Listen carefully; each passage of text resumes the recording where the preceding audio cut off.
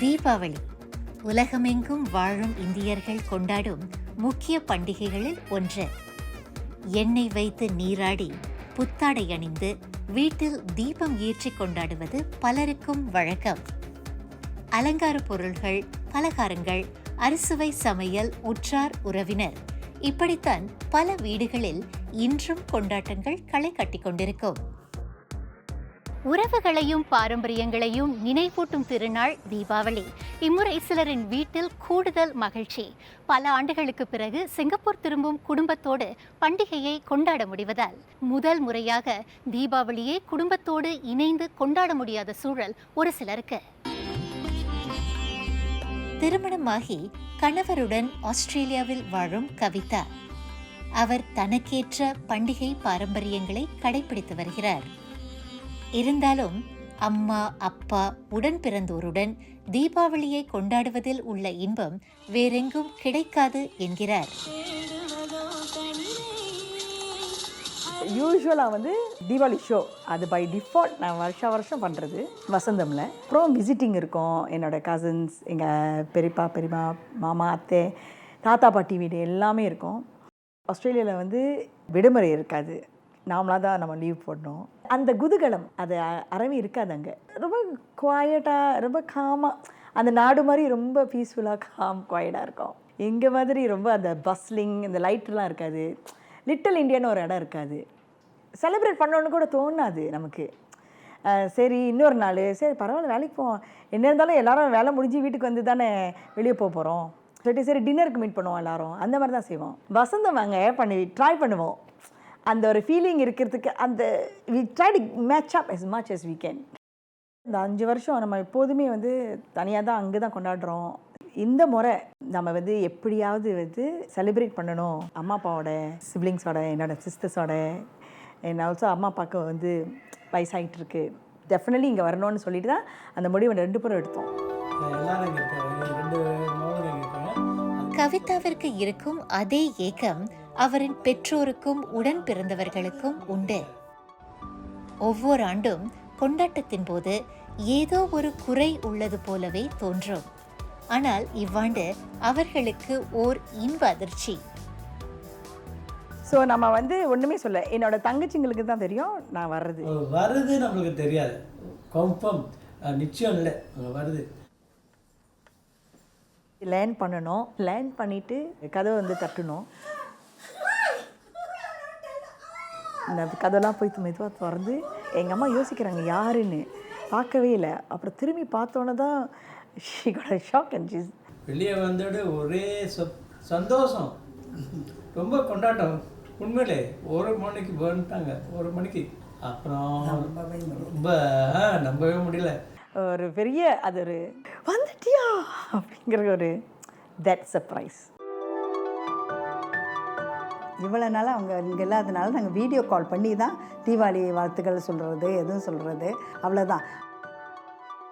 ஆனால் இந்த வாட்டி இன்னும் குதூகலமாக இருக்க போது, ஏன்னா அவங்க நேரடியாக வந்துட்டாங்க சிங்கப்பூருக்கு. பிள்ளைங்களுக்கெல்லாம் போய் துணியை, மணியெல்லாம் எல்லாமே எடுத்து பலகாரம் அது இதுன்னு இன்னும் கூட சந்தோஷமாக இருக்கும். 5 ஆண்டுகளுக்கு பின் ஒன்று கூடும் அரிய வாய்ப்பு. அதனால் ஏற்படும் அளவற்ற மகிழ்ச்சி. நேற்று லிட்டில் இந்தியாவுக்கு போனேன்.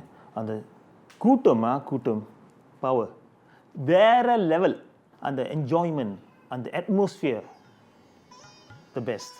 ஃபேமிலியோட அதை செலிப்ரேட் பண்ணுறது அதுக்கு ஈடே ஆகாது.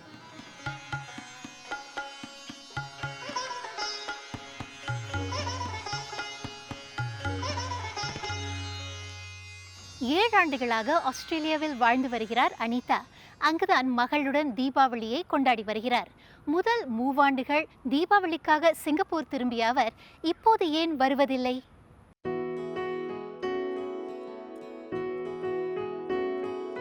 நானும் என் டாட்டரும் இங்க 7 ஆண்டுகளாக இருக்கோம். படிப்புக்காக இங்க வந்தோம். பெர்த்ல இருக்கோம். என்னோட கணவர் சிங்கப்பூர்ல அங்க இருக்காரு. ஸோ அதற்கு முன்னாடி நான் அவங்க கூட தான் சேர்ந்து தான் கொண்டாடுவேன்.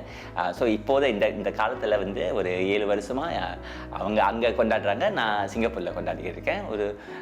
ஸோ அந்த வாய்ப்பு ஒன்றாக கொண்டாட இன்னும் கிடைக்கல. I miss Afa a lot. ரொம்ப கஷ்டமா இருந்துச்சு. But I got to still call him and celebrate Deepavali with him. மகளும் பேத்தியும் இல்லாத தீபாவளி, மனத்தில் ஏக்கம்.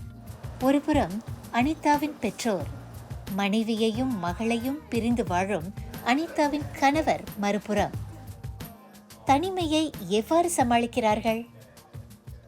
ஸோ அந்த ருட்டீன் வந்து ஸ்டில் சேம். முக்கியமாக அந்த ஃபோக்கஸ் வந்து எங்களோட டாட்டர் தான். குளிச்சுட்டு ஷவர் பண்ணிவிட்டு அப்புறம் வந்து ப்ரேயர்ஸ் அது முன்னாடி பிறகு வந்து நாங்கள் வந்து எங்கள் எல்லா உறவினர்கள் அம்மா அப்பா மாமனார் மாமியார் அவங்களுக்கு ஒரு ஃபோன் கால் பண்ணி ஃபேஸ் டைம் பண்ணி அவங்க கூட அந்த அந்த அன்பை ஷேர் பண்ணிக்குவோம். அப்புறம் மரும வந்த பிறகு எல்லாம் கால் பண்ணி பேசுவோம். அன்றைக்கி தீபாவளி அன்னைக்கு அதுதான் எங்களுக்கு ஃபர்ஸ்ட் கால் அவங்களுக்கு தான். அவங்க வந்தாங்கன்னா எல்லாம் செய்வாங்க கொள்வாங்க, எல்லாத்துக்கும் அவங்க கூட இருப்பாங்க. இப்போ அவங்க அங்கே இருக்கிறதுனால தான் அது ரொம்ப குறையாக தான் இருக்குது. அதுவும் ஒரே ஒரு கிராண்ட் டாட்டர் தான். ஸோ இன்னும் அதான் தீபாவளி எங்களுக்கு. அது பட்டாசு மத்தாப்பு விளாட்றது அது ஒரு தனி சந்தோஷம் தான். பேபி டைம்லங்க இருக்கும்போது 5-6 வயசு 2 பேரும் அதான் நல்லா ஜாலியாக விளையாடும். சந்தோஷம் இல்லை, அது போகிறேன்னு சொன்னோம் எனக்கு கொஞ்சம் கஷ்டமாக தான் இருந்துச்சு. அப்போ அது படிப்பு விஷயமா போகிறதுனால ஸோ அதுக்கு வந்து சுப்பி ஓகேல அது நல்ல மாதிரி படிக்கணும் தான் 2 பேரையும் சாக்ரிஃபைஸ் பண்ணும்போது நாங்களாம் ஏமாத்துறோம். இந்த முடிவு நான் எடுக்கும் போது நிச்சயமா நிறைய சாக்ரிஃபைசஸ் நான் நிச்சயமா எக்ஸ்பெக்ட் பண்ணேன். ஏன்னா ஃபேமிலிலாம் அங்கே இருக்காங்க, நானும் என் பொண்ணு மட்டும் இங்கே.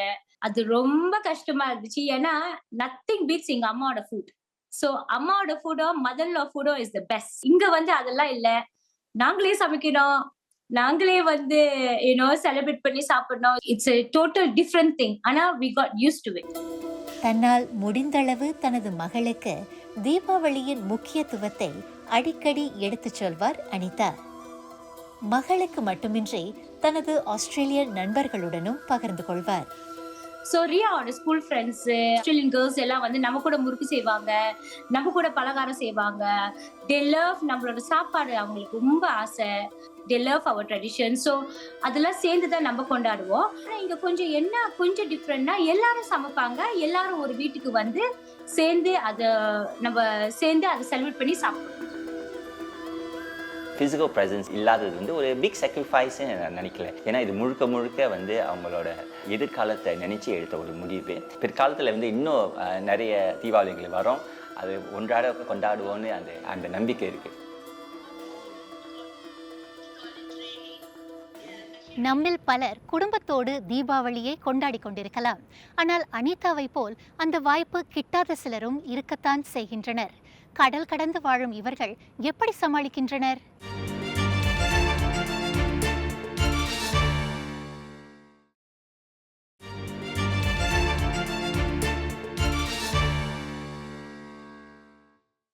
குடும்பத்தாரிடையே உறுதியான உறவுகளை வலுப்படுத்த தீபாவளி போன்ற பண்டிகைகள் உதவும். ஏதோ ஒரு காரணத்துக்காக சில காலம் தள்ளி இருந்தவர்களையும் ஒன்றிணைக்கக்கூடும். வேறுபாடுகளை மறந்து பிணைப்பு உருவாகும். ஆனால் ஒருவரை ஒருவர் சந்திக்க முடியாமல் தவிப்பவர்களுக்கு தீபாவளிங்கிறது வந்து எனக்கு சின்ன வயசுலேருந்தே ரொம்ப ஒரு ஃபேவரட், ஒரு பிரியமான ஒரு விருப்பமான ஒரு விசேஷம். ஏன்னா முத நாள் ராத்திரி இருந்து எங்கள் அம்மா எனக்கு கையில் வந்து மருதாணி போடுவாங்க. அது வந்து எப்போதுமே எனக்கு ஞாபகமாக இருக்கும். அதே மாதிரி தான் என் பொண்ணுக்கும் செய்ய ஆரம்பித்தேன். அதே மாதிரி ஃபாலோ பண்ணிட்டு இருந்தோம். அதுக்கு பரிச்சை இருந்தாலும் எப்படியாவது அன்றைக்கி முதல் நாள் ராத்திரியை முழிக்க வச்சு ஹோல் நைட் அந்த ஷோவை பார்க்குறதுலாம் வந்து எங்களோட ட்ரெடிஷன். இப்போ அவங்க படிக்கிறதுக்காக வந்து 2019 வந்து வெளியூருக்கு போனாங்க. அதான் வருஷம் நாங்கள் வந்து ஒன்றா கொண்டாடலை. கோவிட் பெருந்தொற்று, வேலை, பள்ளி பொறுப்புகள் 2019 தொடங்கிய பிரிவு 2024 வரை நீண்டுவிட்டது. குடும்பம், நண்பர்கள் என தாயாருக்கு இங்கே கை கெட்டிய தூரத்தில் அனைத்து ஆதரவும் உள்ளது. ஆனால் மகளின் நிலை? என்னோட ரூம் வந்து ரொம்ப சின்ன ரூம், ஸ்டூடியோ அப்பார்ட்மெண்ட் அப்படின்னு சொல்லுவாங்க. ஸோ அந்த சின்னோண்டு ரூம்ல வந்து அந்த வருஷம் வந்து எந்த ஒரு டெக்கரேஷனும் இல்லாம, முறுக்கு, எந்த ஒரு சிட்பிட்ஸ் எதுவுமே, ஸ்வீட்ஸ் எதுவுமே இல்லை. ஸ்டூடெண்ட் அக்காமடேஷனாக இருந்துச்சு. ஸோ அங்கே நிறைய ஸ்டூடெண்ட்ஸ் இருந்தாங்க. சில பேர் வந்து மலேசியால இருந்து கூட வந்திருந்தாங்க. ஸோ அவங்க தீபாவளினா கேள்விப்பட்டிருக்காங்க, பட் இது அவங்க அவ்வளோ கொண்டாட மாட்டாங்க. ஸோ அதனால அவங்களுக்கும் வந்து நான் வந்து அது கூட பகிர்ந்துருந்தேன். ஸோ எனக்கு அன்னைக்கு அந்த வருஷம் யாருமே சமைக்கிறதுக்கு இல்லைன்னா சரி நம்மளாவது சமைச்சு சாப்பிடுவோம் அப்படின்னு சொல்லிட்டு நான் வந்து கோழிக்கறி வச்சேன். அதான் என்னோட முதல் அனுபவம். 2 ஆண்டுகளுக்கு பின் மகள் சிங்கப்பூர் திரும்புவார் என மகிழ்ச்சியுடன் இருந்த யுவீனாவிற்கு மீண்டும் ஓர் ஏமாற்றம்.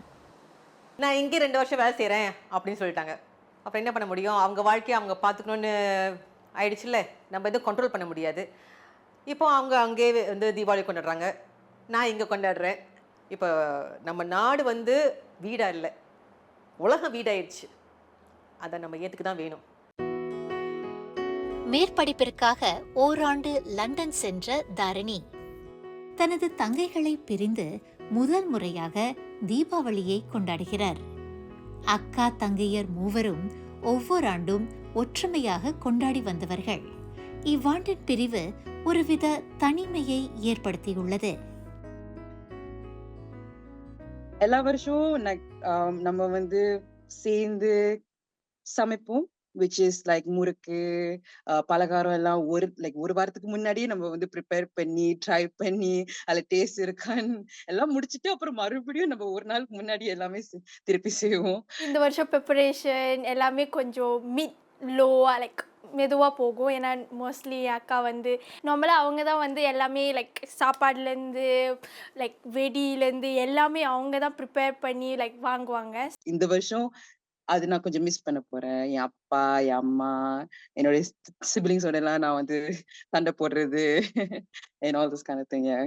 Every year also நம்ம ஷாப்பிங் பண்ணும்போது கூட ஒரு கடை விடாம நம்ம எல்லா கடையும் ட்ரை பண்ணி கடைசியில கடையில போய் தான் நம்ம வந்து ட்ரெஸ் எல்லாம் வாங்குற மாதிரி இருக்கும்.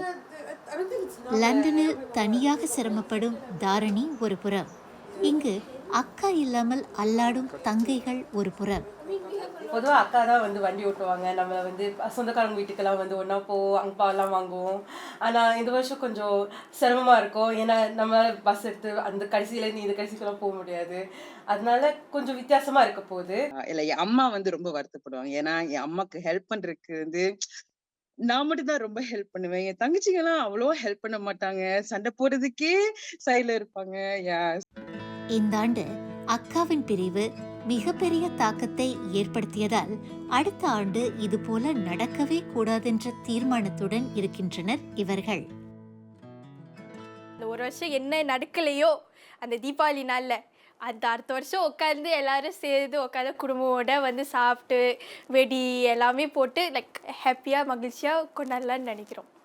அன்புக்குரியவர்கள் ஒன்று சேர்ந்து பண்டிகையை கொண்டாடும் போது தீபங்களின் ஒளியும் சற்று பிரகாசமாகவே தோன்றும். ஆனால் இப்படி ஒன்று சேர்ந்து கொண்டாட முடியாதவர்கள் என்ன செய்வார்கள்? ஷிவானி 10 ஆண்டுகளாக வெளியூரில் வசித்து வருகிறார். அத்தனை காலமும் தனது குடும்பத்தினருடன் தீபாவளியை கொண்டாடியதில்லை. நான் இங்கே 2014 ஆஸ்திரேலியாவுக்கு படிக்க வந்தேன். கடைசியாக ஃபேமிலி கூட கொண்டாடினது 2013. அந்த ஒரு ஃபேமிலியாக முந்தி செஞ்ச மாதிரி அந்த மாதிரி ஒன்றும் செலிப்ரேட் பண்ணதில்லை. 10 வருஷத்தோட அங்பாவ் அக்கா நான் கலெக்ட் பண்ணல. ஸோ இந்த வருஷம் அக்கா கூட போய் செலிப்ரேட் பண்ணுறது வந்து எனக்கு ரொம்ப சந்தோஷமாக இருக்குது. 11 ஆண்டுகள் கழிந்து குடும்பத்தினருடன் தீபாவளியை கொண்டாடவிருக்கும் ஷிவானியின் மனநிலை எப்படி இருக்கிறது? இந்த டைம்ல எல்லாரும் நம்மள விசிட் பண்ண வராங்க. ஸோ ரொம்ப எக்ஸைட்டிங்காக இருக்குது. பேபி பிறந்ததோட நம்ம போகலான்னு நினச்சி போக முடியல. ஏன்னா கோவிட்ல 2 வருஷம் அப்படியே நம்மளுக்கு போயிடுச்சு. அது ரொம்ப நம்மளுக்கு கஷ்டமாக இருந்துச்சு. செகண்ட் வாட்டர் கல்யாணத்துக்கு எல்லோரும் ஃபேமிலி வந்திருந்தாங்க. ஸோ அப்போ தான் நான் பேபி பார்த்தேன், பேத்தியை. ஸோ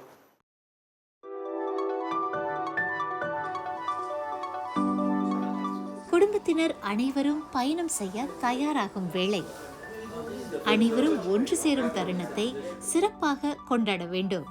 இதுவே ஷிவானியின் தாயாருடைய நோக்கம். அதற்காக ஒரு மாதத்திற்கு முன்பாகவே இவர் ஆஸ்திரேலியா சென்று விட்டார். தீபாவளிங்கிறது வந்து ஒரு வருஷம் வர்ற ஒண்ணு. ஆனா எனக்கு வந்து இப்போதைக்கு வந்து ஒரு மெமரபிளா இருக்கணும். நான் அடுத்த வருஷம் இங்க இல்லாட்டி நாங்க கொண்டாடினா கூட போன வருஷம் நம்ம எல்லாரும் ஒன்னா சேர்ந்து கொண்டாடணும், அந்த மெமரிஸ் கிரியேட் பண்ணணுங்கிற ஒரு எண்ணம் எனக்கு இருந்து. ஏன்னா வருஷம் இங்க வர முடியாது, வருஷம் இவங்களும் அங்க வர முடியாதுல்ல.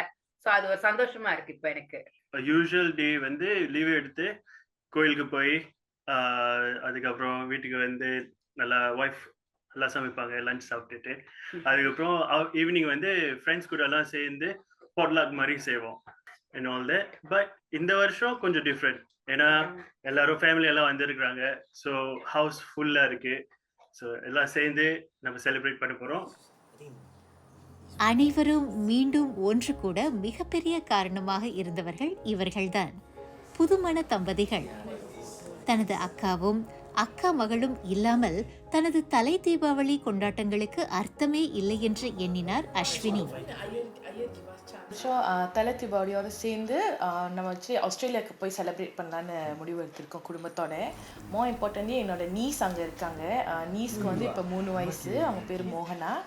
And I think most important இது வரைக்கும் நம்ம தீபாவளி அவங்களுக்கு கூட வந்து நான் இன்னும் செலிப்ரேட் பண்ணதில்லை.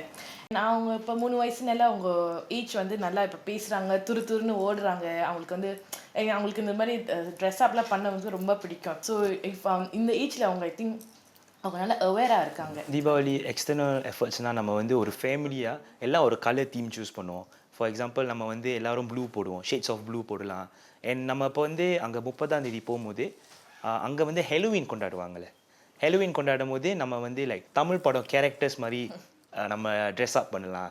அந்த மாதிரி ஒரு தீம் வச்சுருக்கோம். அந்த விதத்தில் பார்க்க போனால் இந்த மாதிரி ஒரு டிஃப்ரெண்ட் ஆஸ்பெக்ட்ஸ் ஐடியாஸ் இருக்கும். இந்த உற்சாகம் 3 வயது நயோமி மோகனாவையும் விட்டு வைக்கவில்லை. ஸோ இப்போ அவங்களுக்கு வந்து இப்போ இந்த நம்ம லைக் அந்த வீடு எக்ஸ்ட்ராவா நம்ம வந்து ஸ்ப்ரிங் கிளீன் பண்றது, டெக்கரேட் பண்றதுலாம் வந்து அவங்களுக்கு ஒரு புது அனுபவமா இருக்கு. அவங்களுக்கு வந்து ஆர்வமா இருக்கு. இது புதுசா செய்யறோம் கேட்குறப்போ நம்ம தீபாவளி வருது, தீபாவளிக்காக செய்யறோம்.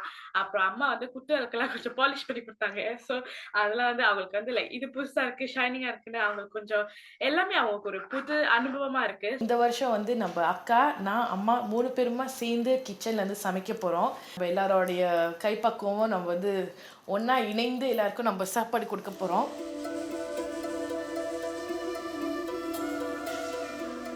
தீபாவளி போன்ற பண்டிகைகளின் போது பெரும்பாலோர் விடுப்பு எடுப்பது வழக்கம். வேலையிலிருந்து ஓய்வு பெறும் அதே வேளையில் உறவினர்களுடன் நேரம் செலவழிக்க விரும்புவர். சிலர் சுற்றுலாக்களுக்கும் குடும்பத்தாருடன் செல்வதுண்டு.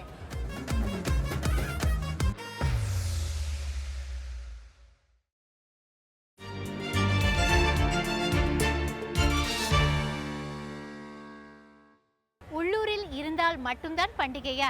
உற்றார் உறவினர்களுடன் வெளியூரிலும் கொண்டாடலாமே. இப்படியும் சிலருக்கு ஆசை உண்டு. ஒவ்வொரு ஆண்டும் குடும்பத்துடன் பாலி தீவுக்கு சென்று தீபாவளியை கொண்டாடுகிறார் லாவண்யா. அவரின் அசத்தலான கொண்டாட்டங்கள் எப்படி இருக்கின்றன என்று அடுத்து பார்ப்போம். என்னோட பிள்ளைங்களோட பள்ளி விடுமுறையும் தீபாவளியும் ஒரே நேரத்தில் வர்றதுனால வருஷமாக நம்ம வெளியூருக்கு போயிடுவோம். போன வருஷம் தான் எனக்கு அந்த எண்ணம் தோணிச்சு, நாம் ஏன் தீபாவளி எந்த ஊரில் இருந்தாலும் கொண்டாட முடியாதுன்னு. ஏன்னா என்னோட பிள்ளைங்க வந்து அவங்களோட கலாச்சாரத்தை மறக்கக்கூடாதுல்ல. அந்த முடிவு தான் நான் எடுத்தேன். லாவண்யாக்கு வந்து எப்போதுமே வெளியூர் போகிறது ரொம்ப பிடிக்கும். வேலை ஆரம்பத்தில் வந்து ஏர் ஸ்டூடெண்ட்ஸாக இருந்தாங்க. ஸோ அவங்க வந்து வெளியூர் போகும்போது அவங்களுக்கு ஒரு சந்தோஷம். ஆனால் இப்போ வந்து குடும்பம் பிள்ளைங்க வரும்போது அவங்களுக்கு அந்த வாய்ப்பு கொடுக்குன்னு சொல்லிட்டு அவங்க வந்து வெளியூர் போயிட்டு இருக்காங்க. ஸோ இந்த வருஷம் நம்ம பாலி போகிறோம். சிங்கப்பூரில் இருக்க மாதிரி பாலியில் வந்து தீபாவளி பஜார் இல்லை. ஸோ அங்கே கொஞ்சம் வருத்தம். சிங்கப்பூரில் வந்து நம்மளுக்கு நிறையா நண்பர்கள் இருக்காங்க, குடும்ப உறுப்பினர்கள் இருக்காங்க. அவங்க வந்து வீட்டுக்கு கூப்பிடும்போது பெரிதளவில் நம்ம தீபாவளி கொண்டாடலாம். ஆனால் பாலியில் அந்த மாதிரி கொண்டாட முடியாது. இருந்தாலும் நம்மளோட ஃபேமிலி எங்கே இருக்காங்களோ அங்கே தான் கொண்டாட்டம். நிறைய நண்பர்கள் பாலியில் இருக்காங்க, அவங்களுக்கு தீபாவளி என்னன்னே தெரியாது. ஸோ அவங்கள வீட்டுக்கு கூப்பிடும்போது அவங்களுக்கும் சந்தோஷமாக இருக்கும், நம்ம கூட குடும்பமாக தீபாவளி கொண்டாடுறது. குடும்பம் எங்கே இருந்தாலும் அங்கே தான் கொண்டாட்டம், அங்கே தான் சந்தோஷம். அவங்க இங்கே இல்லைன்னா என்ன, அவங்க வந்து தேக்காவே எடுத்துகிட்டு போகிறாங்க. துணிமணிங்க, முறுக்கு, சூஜி. அப்புறம் அவங்களுக்கு வந்து பிள்ளைங்களை வந்து கோலமாவை போட பிடிக்கும். ஸோ அதுவும் வந்து அவங்க எடுத்துகிட்டு போய் பிள்ளைங்களுக்கு வந்து கலாச்சாரத்தை பற்றி பேசிட்டு அதுக்கப்புறம் பிள்ளைங்க வந்து துணிமணிகளை போடுவாங்க. அவங்க அந்த புகைப்படத்தை எடுத்து நம்மளுக்கு அனுப்புவாங்க.